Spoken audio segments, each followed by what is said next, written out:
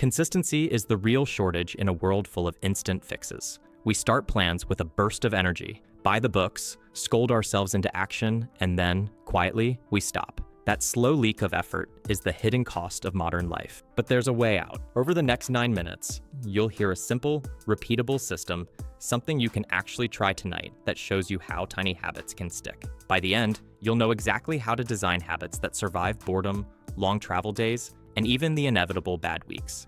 And what I'll share draws from decades of behavioral science and proven habit research, like James Clear's practical framing in Atomic Habits, along with psychology on how environment and intentions shape what we do. Here's where we're headed. First, we'll look at why goals fail and the identity shift that makes consistency possible. Then, how starting small matters more than chasing motivation, because systems always win over hype.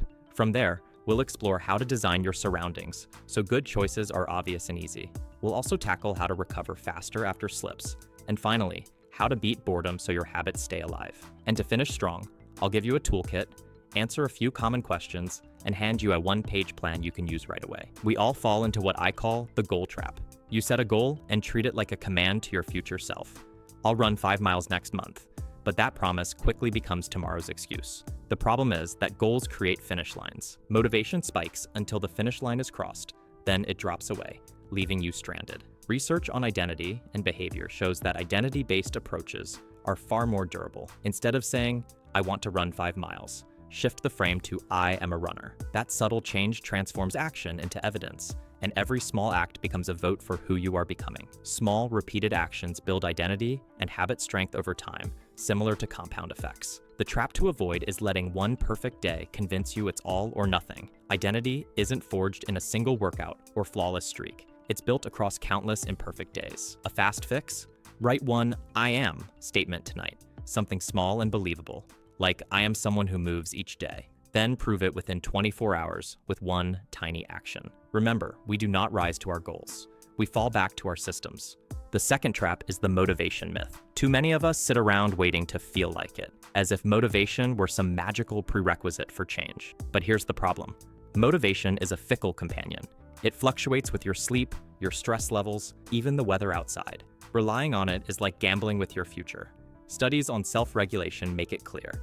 Action often creates motivation, not the other way around. A practical heuristic is to shrink a habit to a tiny start, often described as a 2-minute version, to overcome initiation barriers. The start is the whole battle.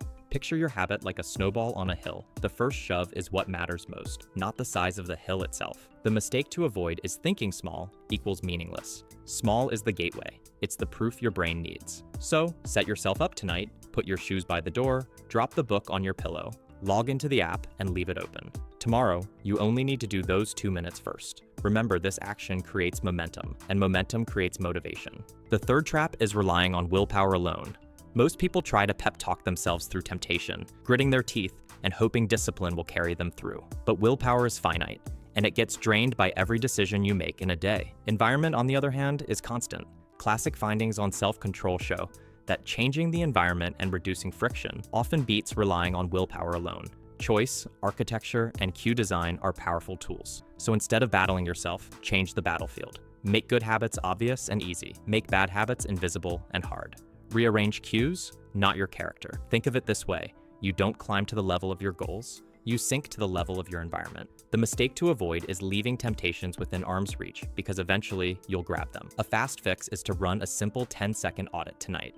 Look around and notice what's within reach. Move one distractor out of sight and bring one cue for a good habit closer. It's a tiny shift that changes the entire equation. Now, a quick midpoint challenge. Grab a pen or open your notes and write down one habit stack. For example, after I make coffee, I will read 2 pages.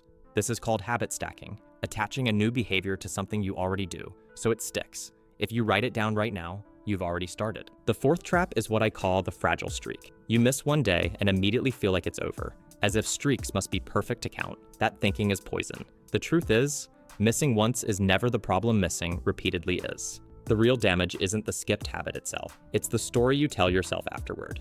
Do you spiral into guilt, or do you reset quickly? Research on implementation intentions shows that deciding in advance how you'll respond to setbacks dramatically improves recovery. A practical recovery heuristic is, if you miss a session, do a very small version later the same day.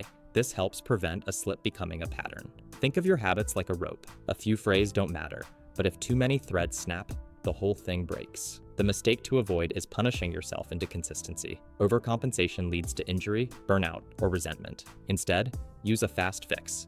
After a slip, complete the 2-minute version before bed. Send a 1-line text to a friend or accountability buddy. Done. That closes the loop and repairs the rope before it unravels. Remember this one. Misses just data, but 2 misses start to form a pattern. The 5th trap is boredom. Too many people expect every session to feel exciting, like the first time they tried it. Boredom and lack of engagement are major reasons habits fail. Keeping tasks in the just right challenge window helps sustain interest. Habits, by definition, require repetition, and once the novelty fades, the brain starts questioning whether the effort is still worth it.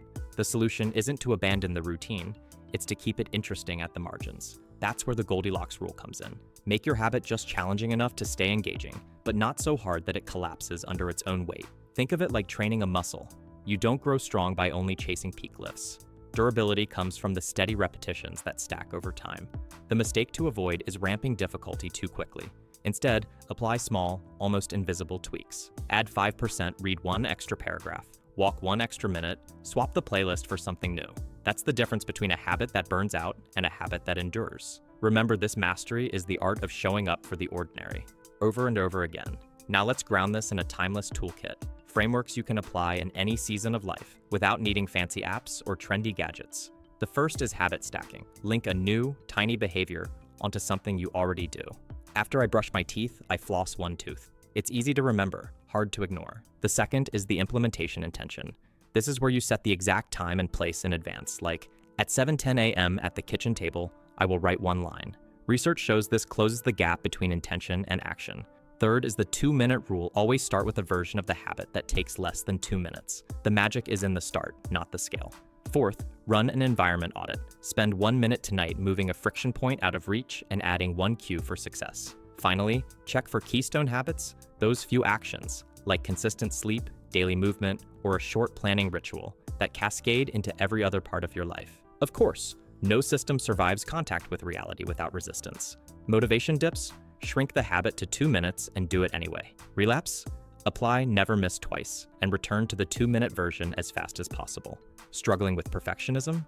Replace the word perfect with consistent, because 1 small action still counts. Traveling or slammed with a busy week. Keep the cue, keep the 2-minute version, and adapt the location instead of abandoning the identity. That's the whole point. Your environment and your circumstances can bend, but your identity remains firm. Let's close with a few quick answers to the questions everyone asks. The first one, will this take 21 days? The truth is, there's no magic number. Habit formation varies widely depending on the person, the habit, and the context. A landmark study found it can take anywhere from a few weeks to several months. But the bigger point is this: the process matters more than the calendar. Next question, do you need a perfect morning routine? Absolutely not. Habits don't care what time of day you practice them. What matters is that you anchor the new behavior to something you already do. Time is less important than precision.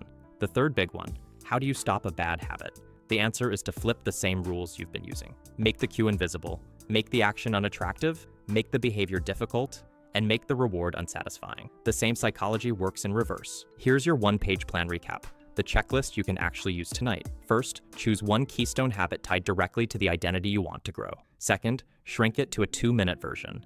Third, stack it onto an existing routine and set a precise time and place for it to happen. Fourth, redesign your environment. Remove 1 friction point and add 1 cue for success. Fifth, track something visible and commit to never missing twice. Finally, tune the difficulty by just 5% over time to keep it engaging and boredom-proof. That's it, 6 steps. All practical, all doable. Now it's your turn. Comment below with 1 habit you're going to shrink to 2 minutes tomorrow. Write it exactly in this format. After I, blank, I will, blank for 2 minutes. Putting it in words is your first vote for the identity you want to build. And remember this as you go forward. Small acts cast long shadows. Identity is built 1 tiny vote at a time. Show up once, then show up again. Consistency will carry you further than any perfect start ever could.